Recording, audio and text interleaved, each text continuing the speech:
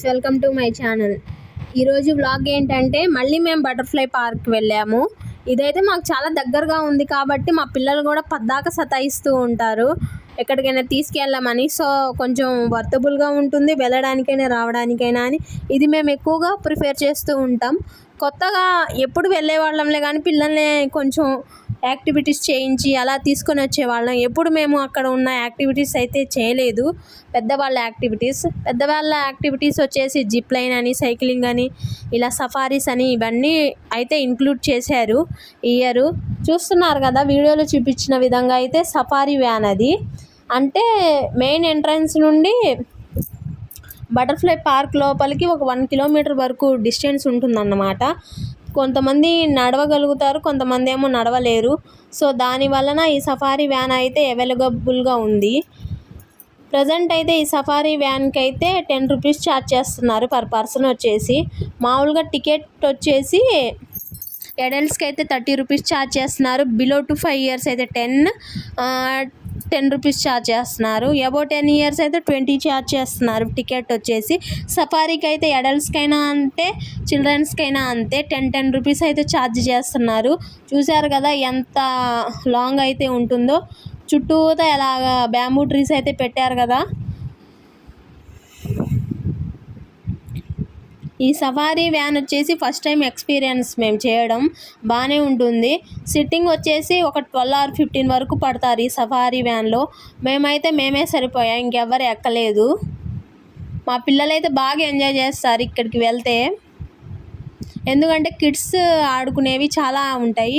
ఇదైతే trekking path అన్నమాట. Main అంటే ఫస్ట్ బటర్ఫ్లై పార్క్కి వెళ్తుంటే తగిలేది మనకు వచ్చేసి ట్రెక్కింగ్ పాత్ అనేది ఎవరైనా తెలిసిన వాళ్ళు ఉంటేనే వెళ్తే బాగుంటుంది. మనం ఒంటరిగా లేకపోతే కొత్త వాళ్ళు అయితే వెళ్ళి చేయకూడదు. ఇప్పుడు చూపిస్తున్నది నేను జిప్ లైన్ అన్నమాట. పర్ పర్సన్ అడల్ట్స్కి అయితే 300 అను, అదే చిల్డ్రన్స్కి అయితే 200 ఛార్జ్ చేస్తున్నారు.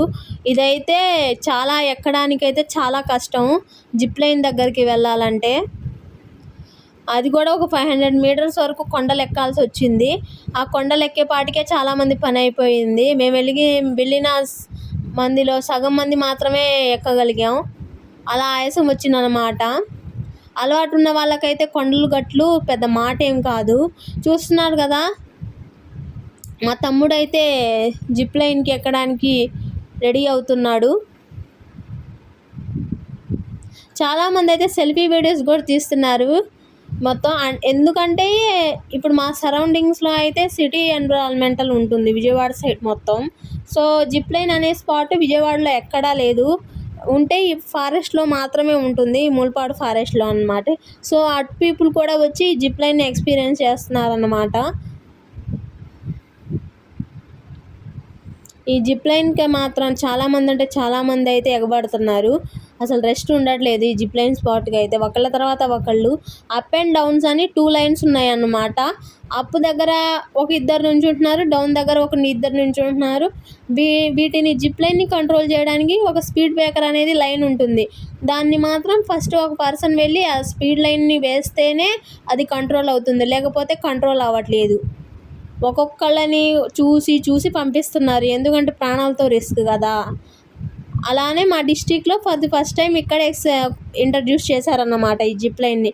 సో ప్రాణాలతో చెలగాటం ఎందుకులే అని చూస్తున్నారు. ఇప్పుడు చూస్తున్నారు కదా ఈ ఉయ్యాలు ఊగుతున్న చోట ఒక స్మాల్ జైంట్ వీల్ అయితే పెట్టారు లాస్ట్ టైం.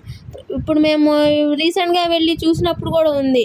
మొన్న వెళ్ళినప్పుడు అయితే లేదన్నమాట, అది విరిగిపోయింది. అంటే అలా వచ్చిన వస్తువులని కూడా జాగ్రత్తగా వాడట్లేదు వెళ్ళిన పీపుల్. సో దానివల్ల ఈ మాత్రం స్క్రూలు ఊడడం అలా జరుగుతుంది. దాంట్లో ఉన్న వాళ్ళు పడిపోతున్నారు. రీసెంట్గా అయితే 2 పడిపోయారన్నమాట. దాంట్లో నుండి పడిపోయారని అది తీసేశారంట. వాళ్ళకు కొంచెం చిన్న గాయాలు తగిలినాయి అని చెప్తున్నారు. అది ఎందుకు తీశారంటే థ్యాంక్స్ ఫర్ యువర్ వాచింగ్, మేమైతే రిటర్న్ వచ్చేసాం.